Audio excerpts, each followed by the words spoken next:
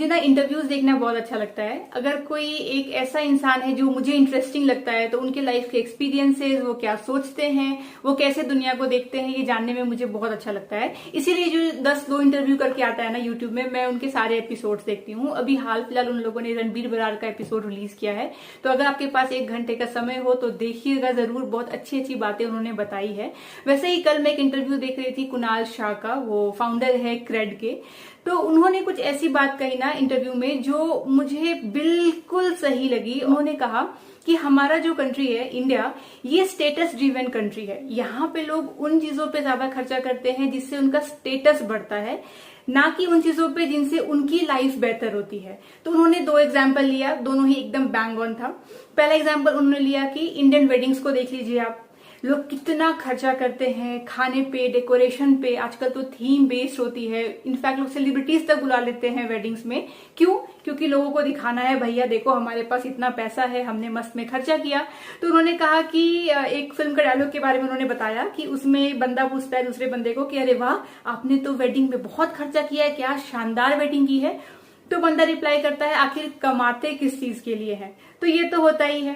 और दूसरा जो एग्जाम्पल लिया उससे तो 100% मैं रिलेट करती हूँ और मैंने ओवर द इयर्स ये चीजें एक्सपीरियंस की है। उन्होंने कहा कि किसी भी इंडियन के घर जाकर के देखिए, मैक्सिमम घरों में लिविंग रूम में बहुत खर्चा किया जाता है। लिविंग रूम में जो चीजें होंगी महंगी होंगी, अगर वो इंटीरियर करवा भी रहे हैं तो लिविंग रूम पे ज्यादा खर्चा करते हैं। वही अगर आप बेडरूम चले जाते हैं उनके, या उनका बाथरूम चले जाते हैं पर्सनल वाला, तो उसमें आपको दिखेगा कि थोड़ी सी कंजूसी की गई है, थोड़ा सा कम खर्चा किया गया है। क्यों? क्योंकि भैया लिविंग रूम में तो लोग आएंगे, गेस्ट आएंगे, देखेंगे, बैठेंगे, तो वहां से उनकी स्टेटस बढ़ जाती है। और बेडरूम में तो खुद का कंफर्ट का है। आप अपना घर बना रहे, इक्वल खर्चा करिए हर एक चीजों पे, दूसरों को दिखाने के लिए नहीं, अपनी कंफर्ट के लिए भी। जो आप यूज करते हैं सिर्फ आपके लिए बना है, उस पे भी थोड़ा ध्यान दीजिए, क्योंकि अल्टीमेटली आपको खुशी उसी से मिलने वाली है।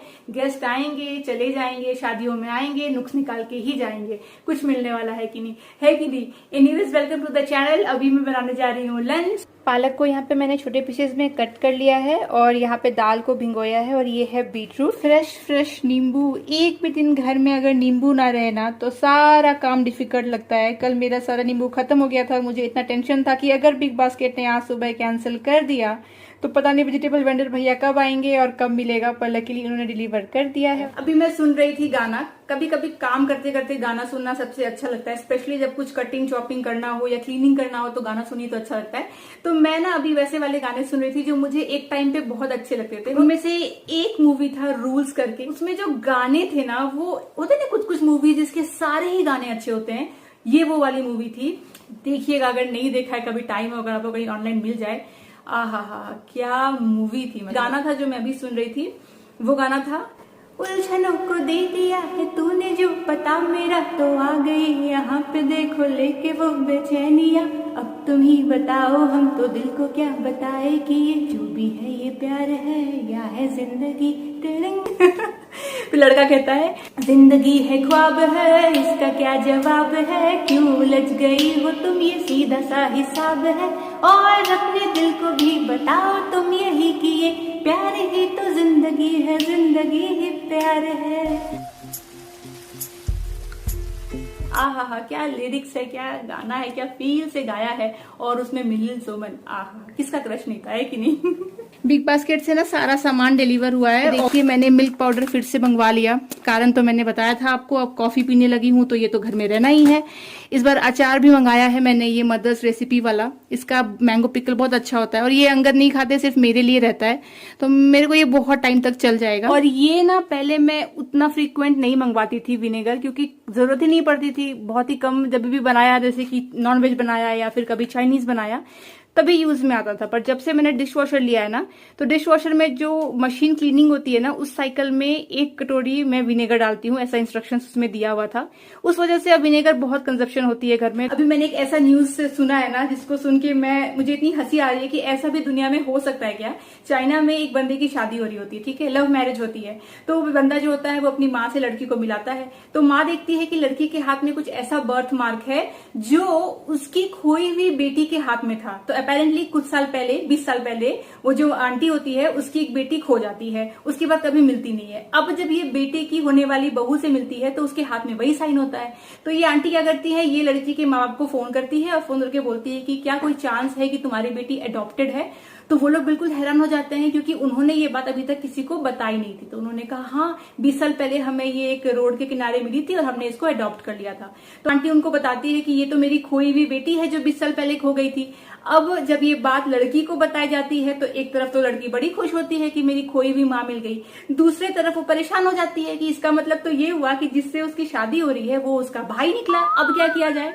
उसके बाद होल्ड ऑन, अभी एक और बहुत बड़ा खुलासा बाकी है। उसके बाद वो आंटी उस लड़की को बताती है कि नहीं नहीं, जिससे तुम्हारी शादी होने वाली है वो मेरा बेटा नहीं है, ये मेरा एडॉप्टेड सन है। जब तुम खो गई थी उसके कुछ टाइम के बाद मैंने इसको अडॉप्ट कर लिया था। तो मतलब ये हुआ, कहानी में पूरा ट्विस्ट आ जाता है। अब आंटी की बेटे की शादी नहीं हो रही होती है बल्कि आंटी की बेटी की शादी हो रही होती है और वो घर अपना दामाद लेकर के आती है, यानी उनका बेटा उनका दामाद बन जाता है, बहू उनकी बेटी बन जाती है। और ये सच में चाइना में ऐसा हुआ है।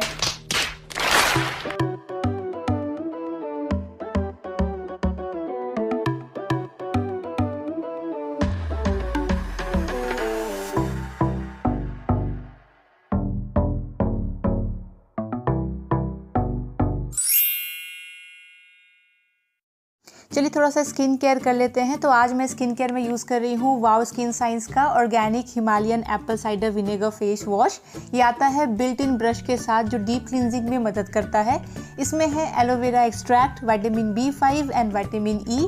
ये स्किन को डीप क्लींस करता है, ओपन पोर्स को टाइटन और प्यूरिफाई करता है, ब्लैक हेड्स को कंट्रोल करता है, डेड स्किन सेल्स को निकालता है और स्किन को क्लियर, सॉफ्ट और ब्राइटर बनाता है। अगर आपको ये परचेस करना है तो डिस्क्रिप्शन बॉक्स में मैंने लिंक दे दिया है, वहाँ से आप खुद के लिए परचेस कर सकते हैं। नेक्स्ट तो मैं लगाने वाली हूँ इस फेस वॉश के बाद वो है मॉइस्चराइजर। तो ये है Apple cider vinegar oil free face moisturiser. इसमें है organic certified Himalayan Apple cider vinegar, hyaluronic acid and beetroot extract. ये स्पेशली ऑयली और सेंसिटिव स्किन के लिए बना है।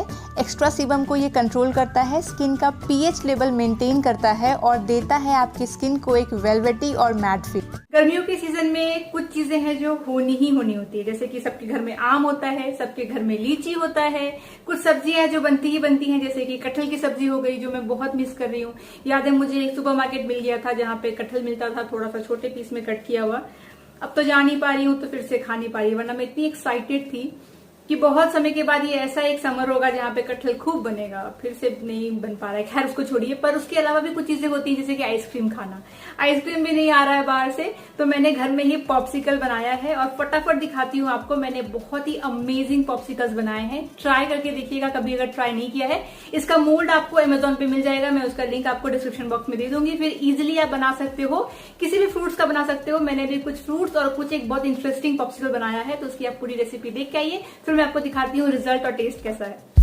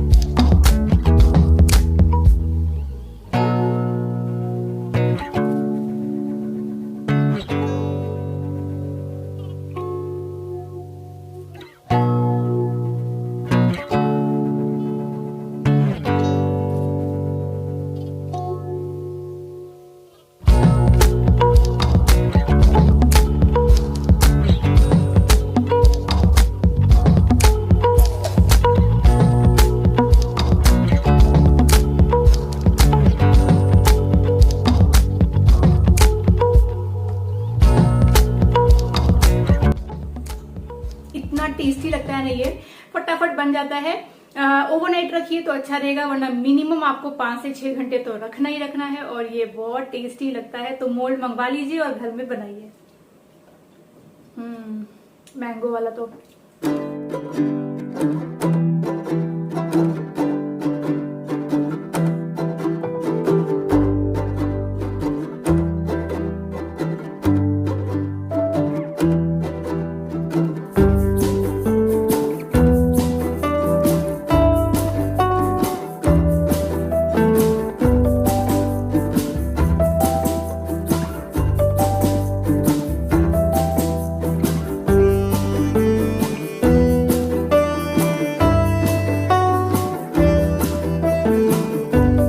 इतने सारे अच्छे अच्छे आम के स्टॉक है हमारे पास। ये वाला जो है ना, ये है बगनापल्ली। इसका साइज देखिए, ये बड़े बड़े, फिर भी थोड़े छोटे हैं। ये इससे भी बड़े बड़े आपको मिलेंगे। मस्त एक आम खाइए और आपका पेट ही भर जाए। और ये छोटू वाला जो है, ये है केसर। ये अंगद का फेवरेट है। देखिए काफी पक गया है। जो पक गया है उसको मैं फ्रिज में रखूंगी। थोड़ा सा जीरा पाउडर, धनिया पाउडर, लाल मिर्ची पाउडर। अब जो ये दाल बॉईल किया है ना, दाल, बीटरूट, पालक, इसको डाल देंगे सीधा कढ़ाई में। और देखिए पानी डाला था अच्छे से, तो कंसिस्टेंसी जो है परफेक्ट है, तो एक्स्ट्रा पानी ऐड करने की जरूरत नहीं है।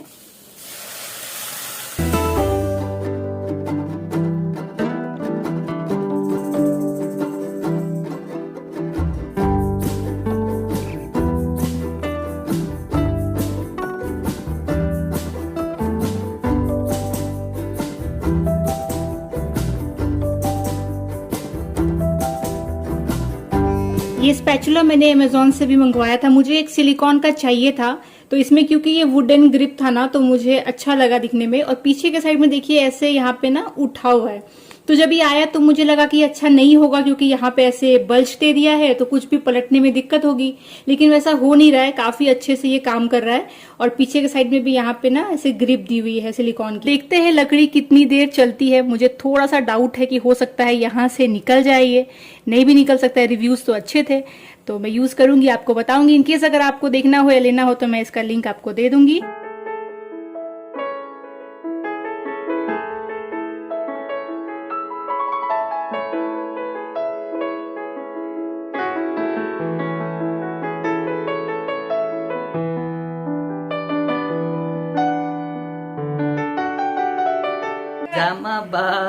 अंगद का शक्ल तो दिखा दो हेयर कट के बाद।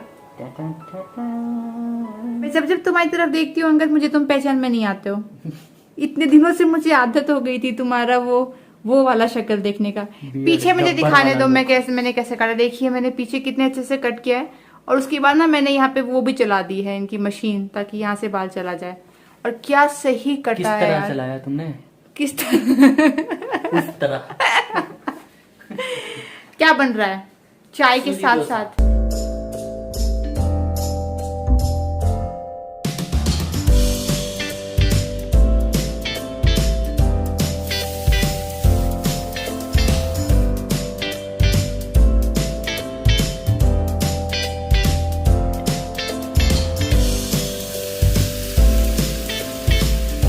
थोड़े थोड़े बादल आ गए हैं, लग रहा है थोड़ी देर में बारिश हो सकती है। इस तरफ से बादल आ रहा है पूरा, पर धूप भी उतनी ही है ना। यहाँ पे दोनों है, हो सकता है फिर रेनबो निकले। ऐसे ही मौसम में रेनबो निकलता है।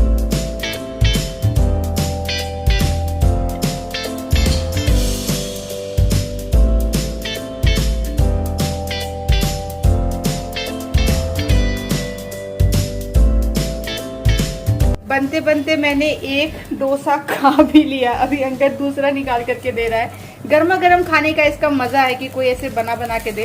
तो पहले ये बनाएगा और मैं खाऊंगी, फिर मैं बनाऊंगी, फिर अंगद खाएंगे। और वहां पे बन रहा है चाय, तो ये खत्म होगा फिर हम चाय पियेंगे। बारी बारी डोसा बनेगा। इनफैक्ट अंगद शादी के बाद नहीं, पहले भी ना अंगद घर पे डोसा बनाता था, है ना, मॉम डैड के लिए, सबके लिए। पहले मॉम सबको सर्व करके खिला देगी, फिर मैं मॉम के लिए बनाता था। तो ये शादी से पहले इस मामले में तो अंगद ट्रेंड थे, है ना, डोसा बनाने में। अच्छा बनाते हैं, पता है। डोसा, सैंडविच, चाय। ये चाय तुम शादी से पहले बनाते थे? हाँ, बनाया होता है। मुझे लगा शादी के बाद ही बनाया। पहले कोई कुरकुर करने वाला नहीं था ना, ये कम है, ये ज्यादा है, तो वैसा वाला। अंगद, मैं तुम्हारी यहाँ तारीफ कर रही हूँ और तुम मेरी ही ले रहे हो है।